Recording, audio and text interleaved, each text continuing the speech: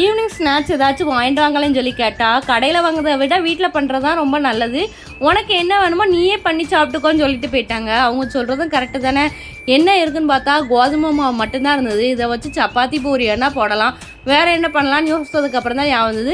இதை வச்சு உள்ளி போட்டால் சூப்பராக போடலான்னு உள்ளியை கட் பண்ணிக்கிட்டு கருவேப்பிலை, ஜீரகம், மிளகாத்தப்பொடி, உப்பு போட்டு நல்லா பிசைஞ்சிக்கிட்டு உள்ளி போட்டா போட்டு எடுத்தேன். நல்லா மொறுன்னு ரெடி ஆகிட்டு என் பையன்லாம் சாப்பிட்டு அம்மா ஸ்நாக்ஸ் சூப்பராக இருக்குன்னு சொல்லிகிட்டே இருந்தான். அந்த ஒரு வாரத்தையே போதுமே, நம்ம மனசு குழுன்னு இருக்குமே. பன்னீர் வாங்கிட்டு வந்து ஒரு வாரத்துக்கு மேலே ஆச்சு. ஃப்ரிட்ஜில் வச்சுருந்தேன். நைட்டு என்ன சமையல் பண்ணலான்னு யோசித்ததுக்கப்புறம் தான் ஞாபகம் வந்துச்சு பன்னீர் வாங்கிட்டு வந்தது. இதை வச்சு இன்றைக்கி பன்னீர் பிரியாணி பண்ணிடலான்னு பன்னீர் பிரியாணி தான் பண்ணியிருந்தேன். அதை க்யூப்பாக கட் பண்ணிக்கிட்டு மசாலா பொடி, உப்பு போட்டு நல்லா மேக்னேட் பண்ணி அதை பொரித்து எடுத்து பிரியாணி பண்ணியிருந்தேன். பேச்சுலர் பிரியாணி மாதிரி சூப்பராக வந்துருந்தது. ஓப்பன் பண்ணி பார்க்கல அவ்வளோ அழகாக இருந்தது. தொட்டுக்கிட்ட ஒன்றுமே பண்ணலாம். பன்னீரை வச்சு சாப்பிடலாம் செம்ம டேஸ்ட்டாக இருந்துச்சு.